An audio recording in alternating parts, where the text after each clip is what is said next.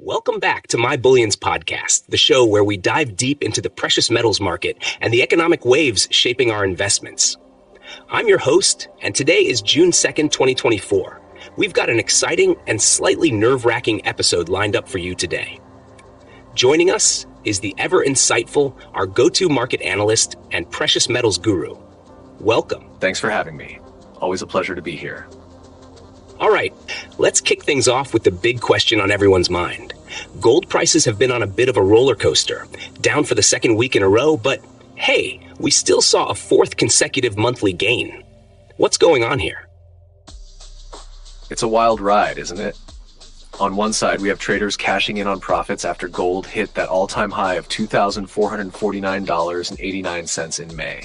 On the flip side, the long-term outlook is still pretty bullish, thanks to all the geopolitical drama and economic jitters out there. It's like trying to read the weather in the middle of a hurricane. Hurricane indeed. Speaking of storms, the April PCE index went up by 0.3%, just as everyone predicted. How is the Fed handling this? And are they really as cautious as they seem about rate cuts? Oh, they're definitely cautious. Think of them as walking on a tightrope over a pit of lava. They've said they need to see several months of lower inflation before even thinking about rate cuts. So traders are left biting their nails, wondering if September will bring relief or more waiting. Biting nails? More like gnawing them off at this point. And then we had some pretty weak employment data this week. Jobless claims hit the highest since August 2023. What's the market's take on that? Yeah, that definitely threw a wrench in the works. The weak employment data nudged expectations towards a more dovish Fed, but then U.S. Treasury yields didn't really budge. It's like everyone's waiting for the other shoe to drop. Even Fed's Lori Logan said it's too early to cut rates, which means more suspense and probably a few more gray hairs for investors. Gray hairs and maybe a few sleepless nights. But gold's safe haven status is still shining through. How are geopolitical risks and central bank moves playing into this? Gold's safe haven appeal is like the comforting blanket in a scary movie. Geopolitical risks, like the ongoing Middle East tensions and central banks quietly buying up gold, are keeping prices stable. But it's tricky because central banks have a price limit and don't always broadcast their buying sprees. Some investors might be reacting to old news, and central banks could be cashing in profits while we're none the wiser. Sounds like a secretive game of Monopoly. So looking ahead, what should we brace for in the gold market next week? Buckle up, because it's going to be volatile. We might see some downward pressure as traders take profits or exit their long positions. But the long-term picture is still rosy, with eventual rate cuts, geopolitical risks, and central bank demand keeping the bullish outlook alive. Just keep your eye on the economic data and Fed signals. It's going to be a bumpy ride. Bumpy ride indeed. Speaking of economic data, here's the economic report schedule for the week of June 3rd, 2024.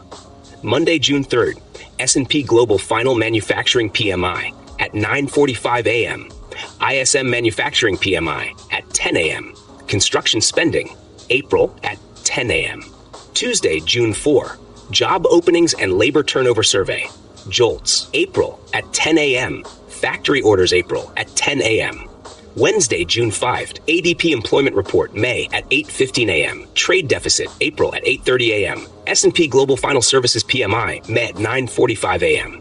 ISM Services PMI at 10 a.m. Thursday, June 6, weekly jobless claims, week ended June 1 at 8:30 a.m. Trade balance, April at 8:30 a.m.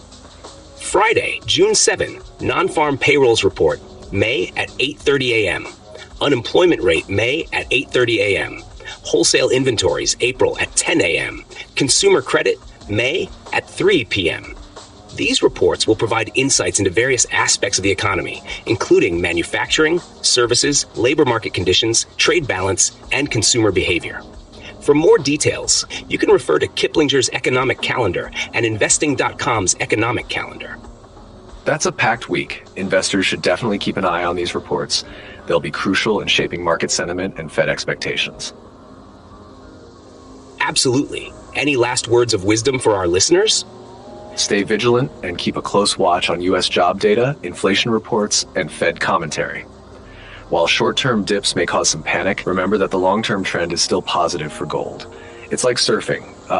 Ride the waves, but be prepared for the occasional wipeout. Surf's up. Thank you so much for joining us today. Always a pleasure to have you. Thanks. Always fun to chat with you. That's all for today's episode of My Bullions podcast. If you enjoyed today's wild ride, be sure to subscribe and hit that notification bell. Stay informed and stay invested. See you next time.